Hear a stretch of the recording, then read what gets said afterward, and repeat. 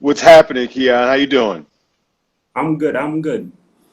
Right. So That's good. I was just telling the viewers about you that you're a performance coach for the NBA team, Portland Trailblazers. Right. Yeah, So we're just gonna be chatting a little bit. So Ben, you're a yeah. performance coach, right? What exactly is a performance coach? Just to keep it super simple, we help athletes, we help people with their mind and body. We have a holistic approach, or I have a holistic approach to training people, but let's just keep it super simple. Mind and body is what I focus on, and I want people to perform better. So, performance coach. All right. Short and simple. Um, Yeah. we know we know what's going on in the world today with the COVID-19 virus, and the NBA is down. So you're performance coach for the NBA team, Portland Trailblazers, right? Yep. How challenging has it been? Because sports on a whole has stopped. And I've been seeing little videos with players that are doing different challenges. I think I remember seeing some of them shooting. I think it's either a roll of paper into trash. So they're doing little things like that to stay, Yep. I guess, active, right? How challenging has it been for you with the virus in terms of training players as well as even for yourself? Yeah. So it's been interesting. We've had to do a lot of virtual workouts. So typically we jump on like a Zoom, and we'll meet up maybe once, twice a week. And it's like being able to actually get everybody connected, with potentially maybe their Wi-Fi is not working right, or they don't have the right software or whatever. Yeah, That may be like the more challenging piece. But when guys show up, it's actually, we go full throttle, we go full speed ahead. It's fun. I try to make sure, on my end, I come with some variety, just because you have to figure out ways to have fun and stay connected in this environment, right? Like they're by themselves, they're isolated. Some guys may have not really been able to get outside a whole lot, so you've got to give them that, what is it, that connection, that you normally have in person. I'm a big connection guy where I like to make sure that you feel that I'm, in the space, in your space. And so making sure that they feel me in their space, like through Zoom, is ideal, right? Like yeah, making sure I bring the energy. I make sure that that connection of just, hey, how are you doing? Making sure that they're doing well as a human being first, and then moving from there, and stepping into the workout, is huge and it's important. But the challenge is that we've normally run in on a path of like, hey, every day I come into work, we connect, we do a little fist bump, we talk about life, and then we kind of get to the work. Now it's just like, all right, we're jumping on for this small time slot, right? And we forget some of those other things that we need as human beings to feel, like we're actually being seen, and to feel like fully present. And so making sure I'm, cognizant of that, and just actually stepping into a conversation and just asking guys how they're doing, before and after workouts. And it has nothing to do, I try to make sure that the combos have nothing to do with actual basketball or training. It's more about their family, more about, the things that they're up to, and keep it moving that way, just because it's human connection, regardless of professional athlete or, a normal person that's out there just trying to, live life is super important right now, and we all need it. yes. So as I've been talking with different coaches as they're involved in fitness or working with other people, it's challenging for them to stay active, to stay moving as a result of having to stay home. You move less, right? But there are those who are able to push through and still find time to exercise and do what's necessary. What what would you say is motivating you to keep going during this time? Yeah, so fitness is like, it's literally one of my core values, right? It's one of the most important things in my life, every day. And so I figure out ways to do it, and sometimes I have to modify it and not do too much, right? Because we got a little more time in the day. So I try not to let that consume my entire day. There was a week there was a few weeks where I was training and I was getting my mileage up in my runs. And I got up to like 85, 90 miles at one point in a week. And it was like a fun challenge, right? And then I had to kind of move on to that next challenge. And so the next challenge for me was to do 5K a day and try to do that throughout the week. So maybe Monday through Friday, get something in that allows me to do a 5K a day, right? Maybe it's a run and walk. Maybe it's a little bit of a walk. Maybe it's just a full run. But I have to be able to go out and get that 5K a day and also get to the weekend and like be cool with taking time, right? And just relaxing and chilling out because I think that's a part of, the mental fitness and being able to actually turn things off. You know, it's not the easiest for me, especially after working, in the NBA for so long now where we're normally on the move every 3 seconds. And also like just innately, I love going, I love doing, I love just, doing every last thing I can possibly do in a day. The tough parts for me sometimes is just learning how to like chill the heck out and just calm down. So I can say the challenge during the week of just doing a 5K a day is still the challenge I'm rolling with. But the bigger challenge is actually learning how to like slow down and just be and go at like I wouldn't say a normal pace, but like a different pace.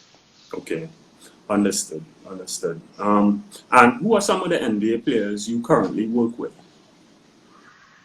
We've got Damian Lillard, we've got CJ McCullom. Those are our top two dudes. We've got Yusuf Nurkic, Big Nurk, who's coming back from injury from last year. A couple other guys that we have everybody on our team. It was Carmelo Anthony. We've got Nasir Little.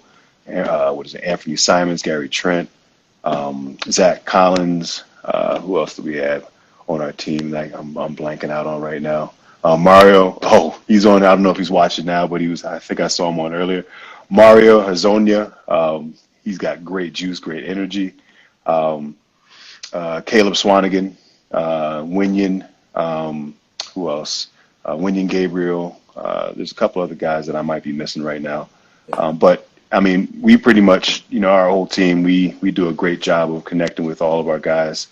It's me and about, I may undershoot our numbers, but about 5 to 6 other people on our performance staff, from physical therapists to strength coaches to massage therapists to nutritionists or registered dietitian to athletic trainers. So when it comes to like the performance side, we do things in kind of like a team setting where, a few guys may work with myself, in a certain space, and then a few guys may work with, a PT or another strength coach. And so we kind of touch everybody at one point, but it's something that we do collectively as a team. All right, cool. And earlier you mentioned holistic in terms of the training you bring.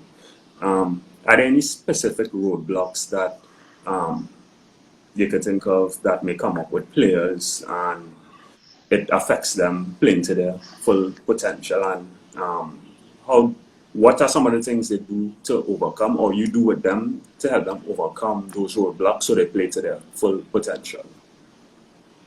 Yeah, you know what? The number one thing I always go back to, not just for athletes, just for anybody in life.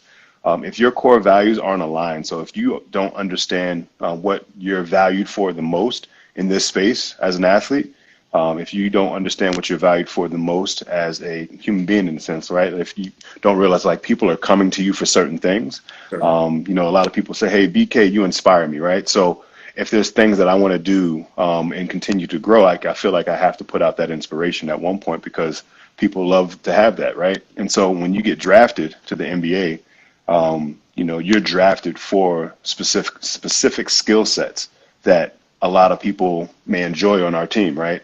Yes. I think the number one thing that I try to help like our guys with is just like I point them in that direction to saying like everything you're doing with us, from performance to the work you're going to do on the court, to the video work that you're going to look at, it's always going to point back to that special value of yours that's going to allow you to shine best, right? Like I think they forget about that sometimes, or we forget about that. It's not just them. We all forget. What lit somebody else up about from us, right? Like you may have walked into a room one day and, everybody felt your presence, but you never heard what that was, right? It may have been the cool conversations or the questions that you were asking. The fact that you were gassing people up, making people feel great, like those are things that you have to triple down on because that will allow you to really, really step up and be an asset, not only for a team, but for your family, for your friends, for your community. And, eventually you can add to those things, and there may be other skill sets or other unique things that you have, but you got to be able to establish a solid foundation and then move from there. So just pointing back to the foundational piece of just saying like, hey, this is who you are. This is what you are. Don't forget, and sometimes you got to, consistently remind them because, throughout the season, it goes like this, like emotions go up and down because you'll go from playing to not playing and maybe sitting behind the bench next to me. And especially if you're a young guy, first stepping into the NBA, Yeah. it's something that I don't think a lot of folks really understand. Like, it's a mental battle, right? It's an emotional battle that you're going to have to go through, and you're going to have to learn how to grow very quickly. And so, going back to like who we are from a holistic approach, this is where the mind and body piece comes into play, right? I can sometimes say even tap into like the spiritual side, more the emotional side, and just pointing them in the right direction to say like, hey, this is something that can support you. You don't have to use it. You don't have to run with it at all. But here's your value. Here's the thing that I know is going to set you apart. I've said it. Our GM said it. Our coaches have said it.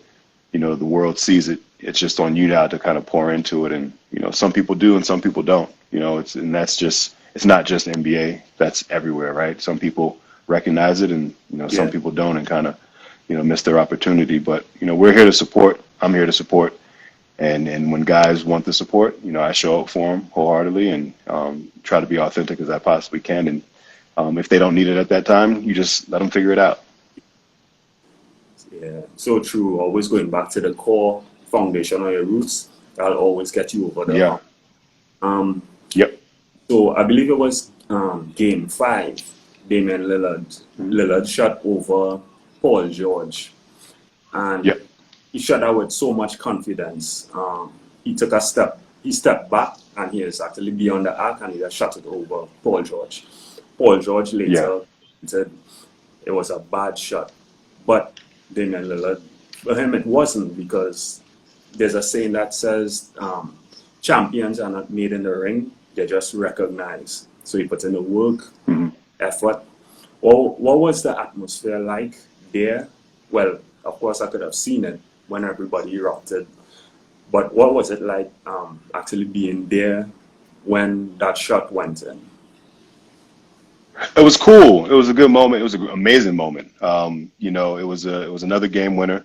I was a part of when he hit the first game winner against the Rockets to take us to the second round. That was really cool. But this was even more special just because of all the energy and emotions of the series. And like the dude practices those things, right? Like go back to foundation. Like his foundational work is insane. Like for a guy to be as well off in his career, right? Let's not even look at the money part of it. Like for his career, he's done a lot, right? Like he could literally just kind of take a step back and be like, you know what, I'm good. But he doesn't, right? He sticks to his foundations. He always puts that work in. And so when he took the shot, there was probably a 9 out of 10 chance of him making that shot because he practiced it, right? And I've seen him practice it. And so it was cool to kind of see the progression, from my first year to that was year 6 last year for me, and just kind of see his growth and now know that like that's just a part of his game. When he took it was like there's a really good chance of him making it. And when he made it, for us, it was just like one heck of a shot, but like that's what he does. And so again, I think Dame is a great example of what a true foundation looks like, right? Like he's stuck to his principles. He's always working on similar things. He may add some things to his game at one point, but it's not him going in 1,000 different directions. It's him literally saying, like, this is it, and I'm going to drive that home. And he's just kind of added to the distance of it, to his foundation of strength, to his foundation his core and all the training that he does for his body. He's really, really locked in. So when he hit the shot, it was just like, as a coach, it was cool to say like, cool, all the stuff that we did to allow him to now be here, heck yeah, Yeah. sweet. This is a moment for coaches, whoever helped, have him in that position to now actually be able to take that shot and not even think about it. Who is his coach that he works out with a lot, during the summer, Phil Beckner. He always pushes him, to step outside of his comfort zone. And it's cool because it's, again, a lot of the shots that he takes during those practices are the shots that you guys see. And, it's not just a moment of him wanting to, try to surprise people or take a really far shot. It's literally what he does, every day. So. Okay. And we said a lot, but just wrapping up here, what is one thing you want to leave with the listeners or viewers before we go? Yeah, man. I mean, I'm going to drive this point home. Set your foundation, get your core values right, get aligned with, or figure out, what it is that, you're great at and go be great at it. Right. And don't just do it from like what you think. Right. Go ask other people. When I walk in the room and I'm there for however long and I walk out, what is it that, I leave here with you, right? Like, what are the things that you think are great about me, and ask them to be honest, open and honest about it, because that's only going to set you up for future success. So, get aligned with your values, get aligned with who you are. And I know for a fact it'll help the people around you grow. And so I'm assuming anybody and everybody that's listening to this is all about growth, right? And I think as a performance coach, we're in this special space to support and help people on their journey. But the one thing that I have to continue to do for myself is just realign with my values, make sure that I'm focused on the things that I know is necessary for me to help others. And that's just continuing to pour into those values and speaking or going out and living the experience and having fun with it so I can now share it and all. So that's it. Go get aligned with your values, lock in on those things, and everything else will fall in the line. All right. So thanks, Ben. So I'm now wrapping up, finishing speaking with Ben Kenyon. He's the performance coach for the NBA team, Portland Trail Blazers. It was a pleasure speaking with you, and I wish Speaking with you too. And the Portland Trail Blazers all the best when the season starts back, hopefully sooner than later. I'll be rooting for you all. Appreciate that, man. Appreciate that. No problem. Great talk, dude. Same here.